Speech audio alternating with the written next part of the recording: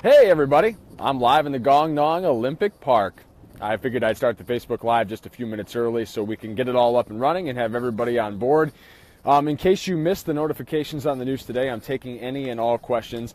If you want to talk about the Winter Olympics, that's great. We can chat about the Winter Olympics, but I'd really like to focus on my trip to the DMZ, which is the demilitarized zone between North and South Korea. Hey there, Justin. Hey there, Mom. Thanks for joining the live stream.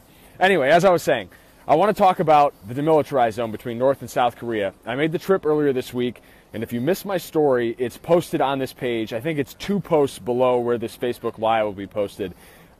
There's so much information, and there's such a rich history to that area, a lot of it really ugly and bloody. That said, I learned a lot while I was up there, and only so much of that can really fit effectively into like a TV news sort of story. And so I knew that I had a lot of questions going in, and so I figured you guys might have just as many. I'm taking anything and everything. Just go ahead and post it in the chat. It pops up on my screen right here, and I'll address any questions that you guys have. I also want to talk about some of the little things that were really interesting to me about the DMZ that didn't end up in that story. And so I've got kind of a list, a little cheat sheet here of things that I had kind of wrote down while we were on the DMZ. That I wanted to talk about and I wanted to share with some of our viewers and some of my followers on Facebook and Twitter, but we're just unable to do so because of time constraints. Honestly, it was one of the most harrowing experiences I've had as a professional. So Judy just asked, were you uneasy while you were there? Absolutely. So the trip itself was really long. It was like a 15-hour trip from start to finish. And the beginning was really, really boring. But it got intense quick. As soon as we crossed into the DMZ, it was like a 10 out of 10. And the lieutenant, Kevin Richardson, who guided my portion of the tour, was very stern. And he made it abundantly clear from the outset that one wrong move could be fatal. We wore press armbands. I posted a picture of them on Facebook and Twitter. And without those armbands, you would feel a whole lot less safe because there's no demarcation that shows that you're with the working press as opposed to perhaps a spy or perhaps someone trying to defect across one border to the other. Phil just asked a question, did North Korea do any extra screening when you got to the DMZ? We never interacted with North Koreans. We were told that we were being observed by them. If you meant South Koreans, Phil, South Koreans didn't do any screening. NBC set this up in advance for us. And so I imagine all the screening was there. We had our passports on us, we had our licenses on us and things like that. We were escorted at all times by a member of the U.S. Army who was stationed there in the barracks. I believe they do different various lengths of tours there, but I think the guy that we were there with was there for 18 months. This was the 176th such tour that this lieutenant had given. And we were also escorted by South Korean military who had a very formal Taekwondo stance at all times. At the ready. They call them rock guards because they don't move. They don't look real, but they are in fact real humans. So we were told if we got too close to them, they would definitely mess us up. Okay, I'm going to scroll back in the feed a little bit to get to all your questions here. Mom says, are you getting enough sleep, eating well, and staying safe? I'm doing my best to stay safe. I'm eating a lot, but I'm also awake all the time, so it takes a lot of calories to keep this engine churning. Eating way too much junk food. Candy is way too available in this park, but the meals that we have here are healthy. I've had a ton of vegetables. Don't worry, Mom. I promise everything's going to be okay. And as for the sleep goes, not sleeping a whole lot. I'm here to work. I'm not here to sleep. We're all turning 18, 20-hour days here. I got about 3 hours of sleep last night, and I'll be here in the Olympic Park until about midnight again tonight. All right, moving down. Judy, who asked you to stop filming? We were asked explicitly by the lieutenant that we were with to stop filming at certain times. There were only very small portions in which we could actually roll our cameras, usually for about 3 minutes at a time. And since there were so many of us packed in, it was just scramble city to get stuff done when you had the opportunity to shoot. And so they didn't want us pointing the cameras actually at South Korea because it is a military installment there, and they don't want the North Koreans to find out the sort of things that they have set up, whether it's communication towers, whether it's their barracks. They wanted us to shoot into North Korea. Go ahead and get as much video as you want of them because they were looking back at us. And we could actually see their binoculars. We could see the things that they were looking at us. I did not see any North Koreans. I didn't see them move. But we know in the structures and in the buildings that we were being watched at all times. On to the next question. Jim, look up for missiles. Very funny, Jim. Okay, Jay Bates, my buddy back in Boise, asking if we've seen Psy. I actually have seen Psy, but not in person. So in our rooms in the media village, we get 20 different Olympic channels where they're broadcasting whatever's going on in the park at all time, including a bunch of live cameras. And one of the live cameras was actually rehearsal for the opening ceremonies, and Psy was there. And so I've seen Psy, not in person, but on TV. He's still a big deal here. I was actually asking somebody about that the other day. I guess that Psy is like a legit entity here in South Korea. All right, on to Gabriel's question. Is the DMZ considered a tourist attraction? It's funny you say that, Gabe, because going in, I didn't think of it like that, but they conduct tours of that area often enough that actually I kind of feel like you're onto something here. A lot of those tours are for dignitaries and heads of state, and it's very heavily guarded, and everything there is very heavily regimented.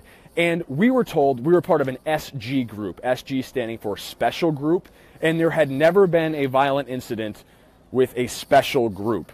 So that's a good thing. Of course, they didn't tell us that until after we were out of there, but there's always a first for everything, and I was not trying to be the first. There are things that you would want to see. Obviously, it's a bit of a perverse tourist attraction, like it's not Disneyland by any stretch of the imagination, but I feel like they conduct enough tours there that South Koreans definitely go and see the DMZ if they can get the clearance to be there, because it means a lot to them. I mean, this is a war-torn country. These two countries have been at war since the 1950s, and that DMZ is one of the most bloody and gruesome areas and one of the most violent borders in the entire world. Okay, on to Santiago's question here. Is it really the coldest winter in Korea? Well, this is my first winter in Korea, so I can't confirm from personal experience if it's the coldest, but from what I've read, it seems to indicate that this could be the coldest ever Winter Games. It's actually way colder up in the mountains where the Olympic Park is, where the venue for the opening ceremonies are, and where the ski venues are. It's between 10 and 15 degrees colder up there than it is down here. But even with the wind chill, when we wake up, it's like negative 10 degrees, and the wind is really what gets you. It cuts right through you like a knife. The temperature outside right now is actually not that bad. I'm chilly, but I'm not cold. But the second a wind gust picks up, you feel every bit of it. All right, Jeff Yeager, a very fitting last name, had to ask, how was that energy drink? So thanks to some of my Twitter followers, I actually learned a lot more about that energy drink. It's called Bacchus, and it's actually a really popular energy drink here in Korea. And if you go to my Twitter page, I retweeted an advertisement for Bacchus. It's actually really funny. It's a guy falling asleep at his desk, and he drinks a Bacchus and wakes up. It's a guy falling asleep while driving his car, and he drinks a Bacchus and wakes up. I didn't have time to get coffee this morning, so I sampled a Korean energy drink for those of you who missed that. And it tasted like a Jaeger bomb, but it wasn't bad. Like, it worked. I feel relatively energetic despite the fact that I haven't slept a whole lot. All right, scrolling down to the next question. From Ann back in Phoenix here. Have you seen any famous athletes yet? I have seen a lot of athletes because the park here is open to them, not necessarily open to everyone. Now it is because there are events going on, but earlier in the week the park was only open to the employees here and to the athletes. I did not see any famous athletes, but that might be a sign of my own ignorance that maybe I don't recognize some of the people I should. I've only seen a few USA athletes, but I've seen athletes from a bunch of different countries, especially over by the Olympic rings. So we're in the Olympic Park right now. Behind me here is the Superstore. If you were to go around this way, you would go to where the curling venue is. It kind of wraps around this way, and there are some Olympic rings set up, and that's a real tourist attraction. Everyone's taking pictures over there, the athletes, the fans. That's a pretty good place to run into somebody that you might recognize. All right, on to Michelle's question. What event are you most looking forward to covering at this year's Olympics? Do you have a favorite? That's a great question, Michelle. I'm from Michigan. I've been a Detroit Red Wings fan my entire life. I'm a huge hockey guy, and even though the National Hockey League is not participating in this year's Olympics, I'm really excited to watch hockey, both men and women's. If you recall, the women's team has contested with Canada for gold basically at every Olympics. I believe the last 4 Winter Olympics have come down to the United States and Canada, and in just what I've heard from the women's hockey team, it feels like this might be the year that the women finally break through and upset Canada and take home that gold medal. So I'm really looking forward to that for sure. I also like curling, but I feel like it's more conducive to watch it on television than it is to watch it in person. Ryan says, hey, buddy, be safe. I'm doing my best to be safe. I feel very safe here. It is certainly a safer place than Rio, both security-wise and water quality-wise and all things like that. This park is set up. There is a ton of security here. I actually took a picture of some security guards this morning, and there are some walking behind me right now. There you go. Case in point, right on cue. All right, Jeff asks, is there a Starbucks near you? Yes, there are so many coffee places here. South Koreans take coffee so seriously. Over by the Media Village, which is about a 15-minute bus ride from here, there is literally a line of coffee establishments. Just a ton of them, all lined up in a row, and it's good stuff. Like, the worst coffee I've had here is not even comparable to the worst coffee I've had in the United States. If you like coffee, this is a great place to be. Brian wants to know, how expensive is it there? In my experience, things aren't that expensive. So if you don't know what the rate from won to dollars is, it fluctuates on a day-to-day basis, but more or less, 1 American dollar is worth 1,000 won, so you feel a lot richer than you are. But I've been able to pick up like little trinkets and odds and ends and bits and pieces of memorabilia here and there, and they've all been relatively inexpensive. I was able to get a couple Olympic pins up at the DMZ, which is a pretty cool place to get an Olympic pin, right? Like, when are you ever going to be back up there? And they were only $1.50 a piece. Little South Korean flags, $3 a piece. That's not a lot of money. In the United States, especially at a tourist attraction, you know they would charge you way more than that. That's not the case here. Now, granted, I have not been inside the Superstore yet, so I don't know exactly how much the stuff costs in there. I imagine it's a little more expensive, but I'll let you guys know when I find out. Tim wants to know, do seals need to drink water? I don't know, Tim. I can't answer that. Claudia wants to know, what is your favorite meal so far? For those of you that have been commented and following along on this journey, they know that I'm not a super adventurous eater. I have nothing to gain by eating something that I might not like and just getting sick in the middle of this slog of a work month. I don't know, like, a lot of the food here is very similar to like an American palate. I haven't tried any like true hard and fast Korean food because honestly I'm working so much that we haven't had a chance to really leave like the Olympic cluster and go and like find a good old-fashioned place. I guess there's a Korean steakhouse that's not that far from where we're staying at, and a couple members of our group went there last night and said that they reek of meat, like there wasn't good ventilation in the place. So I might have to go check that out. I guess the food is really good. We actually have someone on our trip with our group named B who works at CARE in Minneapolis, and her parents are Korean, and so she is going to kind of indoctrinate me to some of the local Korean food, and I'll let you know once I try it. I hear I have to try kimchi. Everyone says try kimchi. There are some kimchi dumplings in the Media Village that I guess have a little bit of a kick to them, but they smell really, really bad. So if I can get over the smell, I will eat them.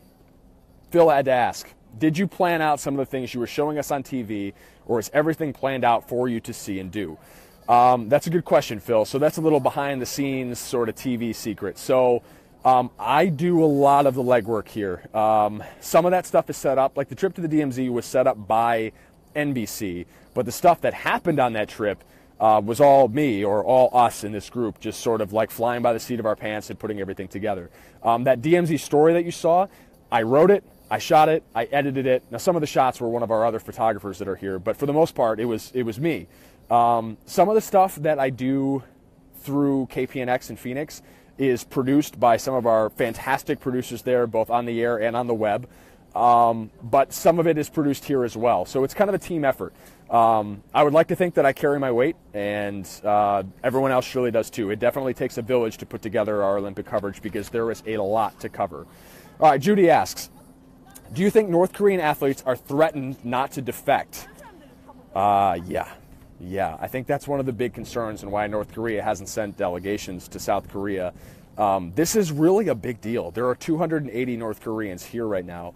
200 of them are part of like a cheer squad, and I believe there are 22 athletes as well. And there is probably a very serious fear of defection. But here's the thing that goes with defection. If they were to leave, I have to imagine that bad things would happen to, if not to them, then to their families. It's not something I really want to talk an awful lot about because it's just mindless speculation. But at the same time, I think there is definitely a fear. But I would be surprised to see anything like that. It would definitely be an international incident, and hopefully that's not something we have to deal with here at the Olympic Games, because frankly, that's not what the Olympics are all about. Selena wants to know, will you see any K-pop groups bring back BTS souvenirs for my kids? I can't promise bringing back any souvenirs. We had to pack pretty heavy here, so there's not so much I can jam in my suitcase, and I got to get stuff for my family and stuff as well. So I haven't seen any K-pop groups yet. K-pop is absolutely huge there, though. When we were in the airport, you notice that like every Korean male has like a K-pop haircut with like the red or the yellow highlights. It's a big deal here. Like, that is the music of choice. I imagine I'm going to be hearing a lot of K-pop in the next few days.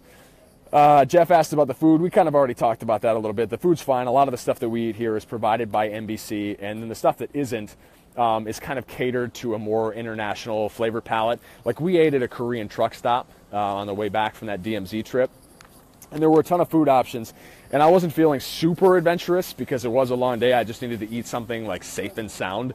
I had a cafe mocha there. That was absolutely tremendous. But as far as the food went, it was like some fried chicken stick, some garlic cheesy potatoes, and some churros, which you wouldn't think being available in Korea.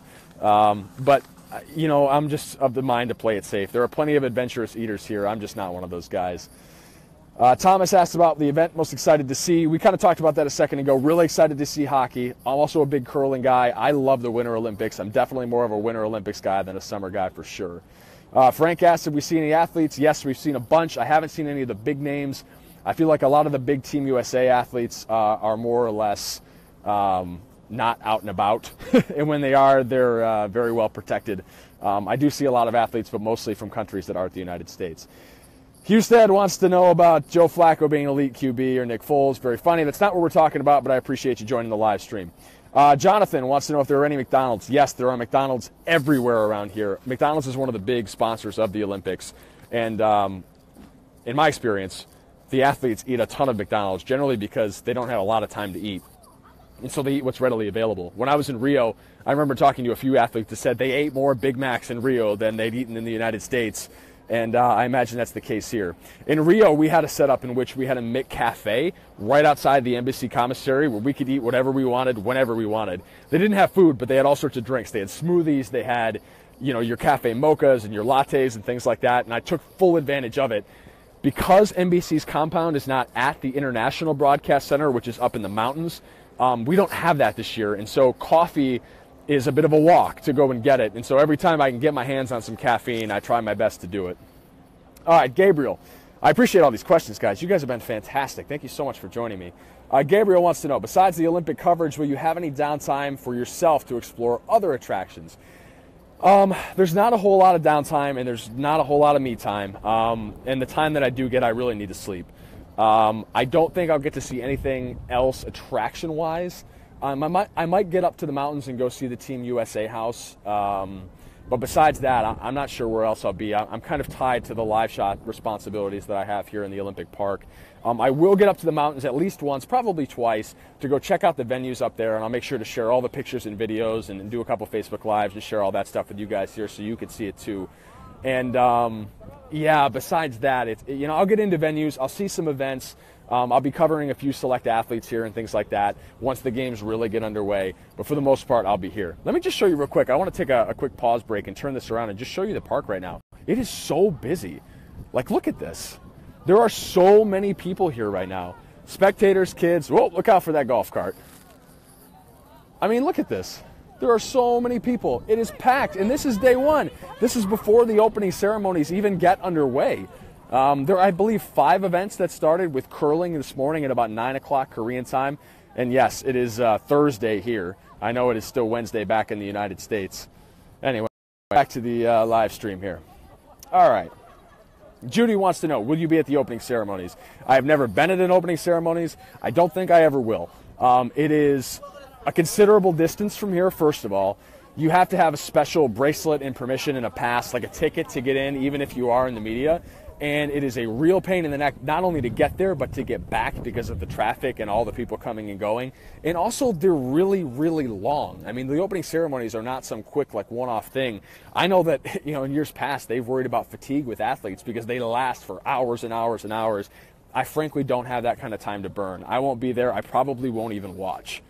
Phil, you've been showing some of the snacks in South Korea. If you bring one back, which one do you think you'd bring back for the station to try? I might buy some of the odds and ends and like weird things just to see if I can get someone to eat them back in Phoenix, but I won't be that guy.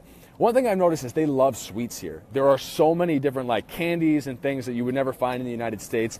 I might pack up like a bag of those or something and just take them back as kind of like a sampler pack or something like that. Michelle asks, looking forward to interviewing any athlete in particular while you're here. We've got some athletes with Phoenix connections that I've particularly got my eyes on, including Matt Antoine, our skeleton athlete, Alana Myers-Taylor, who's a bobsled athlete. We actually have a member of the U.S. Men's hockey team, Brock Little, who was born in Phoenix, didn't live there for very long, but I'm curious to catch up with him and see if his parents are here, because it would be kind of cool to do a story with him and ask his folks, like, hey, you know, Phoenix, and then they moved to the East. It would be kind of a cool story, but he doesn't have a major tie to us. I'm not sure what other athletes I'll be talking to. I mean, my responsibility here is doing live shots and live reports for 9 of our Tegna stations, including Channel 12 in Phoenix. And so a huge portion of my day, about 7 hours a day, are spent, let me see if I can show you, over there by the Gangnam Hockey Center. See the Today Show set right there, the Pyeongchang logo? On the other side of that is a really tall building. You can barely make it out. That's the Hollywood Squares building. That's where I do all my live shots from every single day. And I'm in that building 7 hours a day. So that really takes up a ton of my time. Let's see. Frank, going to any parties? I'm not the kind of guy that gets invited to parties. If I was slightly better looking, or perhaps an athlete or a dignitary, I would probably be invited to parties. There are no parties. The only parties we're throwing are me and some of my coworkers having some cheap Korean beer on the couch and watching Korean television, which we did the other night, and Facebook Lived it, which I thought was maybe some of the best television that I've ever made. It was a lot of fun to do, and I hope we get to do that again on this trip as well. Terry, thanks for the info. Really enjoying it. You're so welcome, and I really appreciate all you guys that are following along, especially on this Olympic trip, because this is one of those experiences that there's so much going on over the course of a month that I could never possibly remember all of this. And so the fact that I get to share it with all of you enriches the experience for me as well. So like getting to tell stories and getting to share them with people who are genuinely interested in the things that I have to say is absolutely awesome. And that's why I'm trying to respond to as many of you as I can and reaching out and interacting with you guys, because I want to know what you want to see too. This is a two-way form of communication here, and I'm super glad that you guys are in on it. Jeff says it looks nice and sunny here. It is. It's really nice and sunny. Look how blue the sky is. I mean, that's like, it's gorgeous. It is still very cold though, Jeff. All right, moving on. More questions. Jessica DeNova. Hey, Paul, thanks for representing Team 12 out there. Keep up the good work. Stay safe. Have they put media through some sort of safety training? It's awful, but you think of those things. Yes. So that actually happens before we even get to the park. So NBC runs everything through its NBC Universal website. When you apply for your credentials, they do a ton of background checks. There's all sorts of forms of IDs and passports. It's very formal, very official. And then you have to go through module training before they book you out to come out here and cover the Olympics. And one of the things you have to do is like safety training. What to do in case of this, what to do in case of this, the sort of things you should be looking out for in a foreign country, things of that nature. And let me tell you, having taken the safety modules in Rio and having taken them for South Korea, this is a way safer place. In many ways, it's much safer here than it is in the United States. There are cameras everywhere. There's law enforcement everywhere. It is a very polite and considerate culture. It is a social stigma associated with pickpocketing and with stealing and with, here, let me tell you a story. You know what? This is a story I haven't told yet, and you reminded me to tell it. So we were at the South Dining Hall the other night. One of the guys in our group, Will, was celebrating his birthday. So we went and got a couple beers after our shift was over, just you know, happy birthday, buddy. While we were in there, somebody leaned on a big, like, pole that was set up. It was decorative, like a big heavy pole, and it had like a kind of a swirly thing on the top. It was just a decorative thing in the room. Someone leaned on it, knocked it over, it made a huge noise, and it like blew up. There was a big mess all over the place. In the United States, if that happened in a bar, we would all just look and be like, hey, look at that dummy. That's not what happened here. Like, everybody swarmed him to help him clean it up, make sure he was okay, stand the pole back up, brush off the floor from where all the pieces that broke were. Like, it was just like they mobbed him to make sure that everything was okay. It is such a polite and helpful and courteous culture. I could see why there are people that come to this place and don't leave, because it really is seemingly a really nice place to live. Thanks for the question there. Claudio, really enjoying your coverage. And again, like I said a moment ago, I'm really enjoying sharing it with you. Hey, look at the Segway driving by. Anyway, I'll always stop a live stream to show somebody on a Segway. There was actually somebody in here the other day. He was driving like a Bobcat sort of deal with like a forklift on the front. And when he backed it up, instead of playing like a backup beep, it played like a song, like it was like, and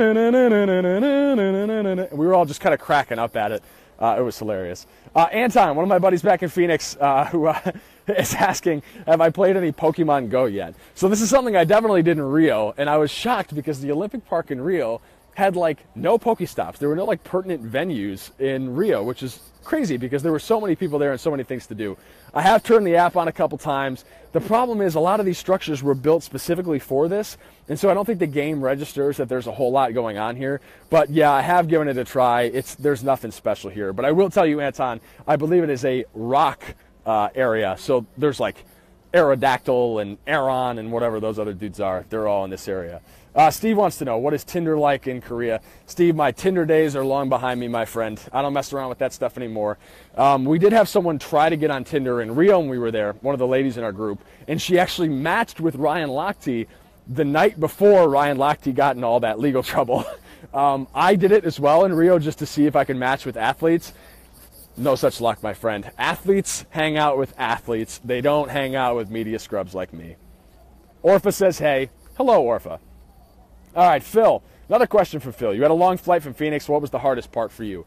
Yeah, so for those of you who don't know how I got here, I went from Phoenix up to Seattle, which is about 3 hours. We had a layover in Seattle, and then the flight got delayed by about an hour and a half leaving Seattle. And then it is 12 hours over the Pacific Ocean to get to Incheon, Seoul. Once we got there, we had to go through customs. We had to get our Olympic credentials validated because they are our work visas to actually be in this country. And then it was a 4-hour bus ride from Incheon, Seoul to get to Pyeongchang or Gwangnong, which is where we are staying in the media village and here in this Olympic Park. The toughest part for me, quite honestly, was the flight. I mean, like 12 hours is a long time, but I was able to watch a couple movies and it actually passed quicker than I thought. I took some Dramamine so I wasn't going to be sick on the flight, and we made it through okay. I think the flight back is going to be really long because like I'm looking forward to getting back and some semblance of normalcy in my life. All right. Moving on. Joan says, are you worried North Korea will launch a missile while the games are going? Absolutely not. 0% chance. Not a worry in the world. North Korea has a delegation here. The international community is all in one place. All eyes are here. They would never pull a stunt. If they did, it would be nuclear war and the end of the Korean Peninsula. And that's not something anybody wants, the North or the South. There's a 0% chance of that happening. Don't drum it up to be something that it's not. I hate the hysterics. I hate people that are so worried about nuclear war on the Korean Peninsula. There is no chance of that. Steve, hilarious. All right, if you say so, Steve. Kavana says, have you tried some kimchi yet? We talked about this a little bit ago. Haven't tried kimchi yet. I hear there are good kimchi dumplings in the media village, and they're a little spicy, and they smell really bad. I promise I'll try them eventually, just not yet. Martina says, stay warm from Mesa, Arizona. I'm trying. I'm doing my best. We were given these big puffy jackets. They help an awful lot. I got gloves on one hand right now. I've got hats too, but one thing about the climate here is I'm having some pretty good hair days, so I'd really hate to just like ruin the lettuce up here by just sticking hats on it. And we got a couple guys in our group that are maybe losing a little bit of the salad up top, and their recommendation to guys like me are do not wear hats. And so I'm trying not to wear hats, even if it means my ears are a little cold. Martina asking, what are you most looking forward to? I'm looking forward to getting the game started because we've done a whole lot of touring and a whole lot of like culture and extracurricular stuff here in South Korea without necessarily doing a whole lot of Olympic coverage, and that's what we're here for. And so I'm excited. I mean, the event started today. Opening ceremonies are tomorrow, and I'm stoked to get things rolling. Jeff says good night. Good night, Jeff. Thanks for popping by. Kavana, what's something you won't eat? I'm not a seafood guy. I don't want to go to the fish market. I don't want to eat squid. I don't want to eat live fish and octopus and all that. It's not for me. It's not going to happen. All right, guys. Well, I wanted to do this live stream mostly about my trip to the demilitarized zone in South Korea, or North Korea, rather. But what I'm learning is that you guys just have a lot of questions in general about the Olympics, which is totally cool. And I'm willing to work with you and give you what you want. If anyone has any questions about the DMZ and that trip between North and South Korea, I'd love to answer them. I'll give it another minute or so to see if any pop up. Otherwise, I'm going to go ahead and pop out of this live stream and get back to work. I got a lot of stuff that I need to get done before my next set of morning live shots, which are coming up in just a few hours here. Barry asks, have you tried the cream of Sun Young Ji yet? I have not tried that yet, no. Again, not a super adventurous eater. Adam has questions about the DMZ. Adam, I'm waiting for you, buddy, anytime. What time is it here? Yeah, that's a great question. I don't know. I got to go ahead and look at my time. I have no idea. Hold on, I gotta get my other phone out.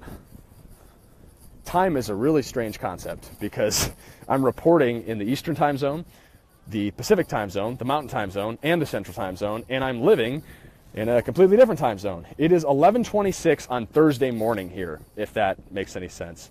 11:26 on Thursday morning. Martina, how are the people treating you? We kind of talked about this a minute ago too. Very well. Everyone here is super polite and helpful, even if they don't speak English. I feel like a lot of South Koreans do speak some English, and they've all been very helpful. I only know 안녕하세요, which is hello or good day, and 감사합니다, which is thank you. I'm trying to learn a couple words here and there, but thank you and hello are useful ones for sure.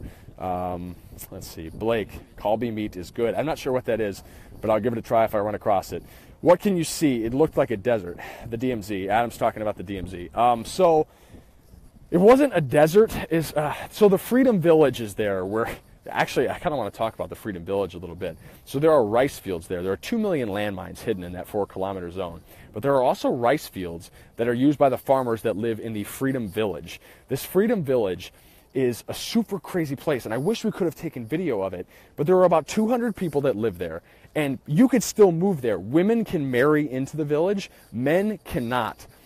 The way the village works is they basically farm those rice paddies in the demilitarized zone and then sell the rice back to North Korea at a tremendous tax-free profit. The average income in the Freedom Village is between $82,000 and $100,000 a year, American, tax-free. It's actually a pretty crazy spot. But here's the rub. The only way you could get in that village is if you were there before the North and South split, or if you were a direct descendant of someone who lived in that village before the North and South split. So the average age of that village is 60-some years old. So I'm not sure how much longer it's going to last. But so the Freedom Village is there. It's surrounded by those rice paddies. And then off in the distance, you saw the Korean Guard towers. You saw the propaganda village, and you saw the giant flagpole. It's a vast expanse for sure, but that post from Guard Post 3, where you're surrounded 360 degrees by North Koreans surveilling you and with weapons pointed at you, is a pretty spooky spot to be for sure. There are a lot of trees there too. They've had some major international incidents in the DMZ between people as a direct result of trying to trim trees there. There were actually 2 Americans that lost their lives in an axe murder by North Koreans, which I mentioned in my story, because they were trying to cut down a giant poplar tree that stood in a sight line between Guard Post 2 and Guard Post 3. And so they sent out a crew to chop down these trees, and it turned into this like gruesome situation.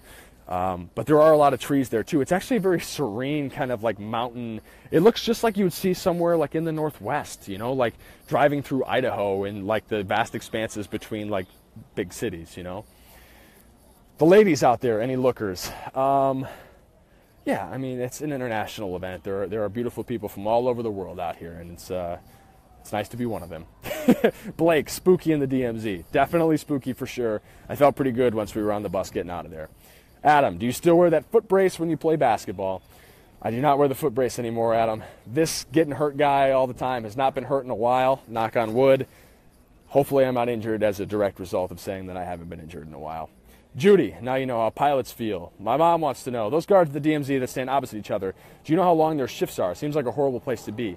I believe they're 12-hour shifts. I'm not 100% sure. Those rock shoulders are really impressive. The fact that they're able to stand that still and that strong for so long in that taekwondo pose where they've got kind of a hand here and just straight ahead. We were told in that little blue shack, if you watch my story, don't get within 1 floor tile of those guys, because if you do, they will mess you up. Barry. Guy is pronounced like guy. Okay, yeah. So, oh, you're funny, Barry. You're trying to be a funny guy. I gotcha. Well, I'm just going to block you if that's the kind of stuff you want to post on my Facebook Live. Phil, how modern and kept was the DMZ? Not modern, not kept at all. Those barracks were very old. They looked very much out of shape.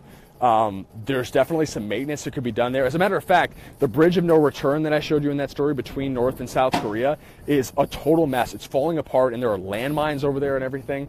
And the United Nations, as well as the United States, has offered to repair or replace that bridge, and North Korea has shot it down. They said they don't want anyone touching it. So I feel like things are just going to more or less continue to fall into disrepair. Kavana asking if we get sleep. Nope. no sleep at all. About 3 hours last night. That's going to be about the normal until I leave February 27th. Timothy Ray Gerke asking if we're related. I don't know, dude. It's not a super common last name. Probably somewhere down the family tree. Not 100% sure. All right, guys. The questions are getting a little more infrequent. If you guys have anything else you want to ask about the DMZ or something like that, or about the Olympics, we'll schedule another one of these Facebook Lives. I'm super glad that you guys wanted to join me and share this with me. I'm going to head over back to the media center and get to work. Until then, I will talk to you soon. Check out my live reports on 12 News and right here on Facebook and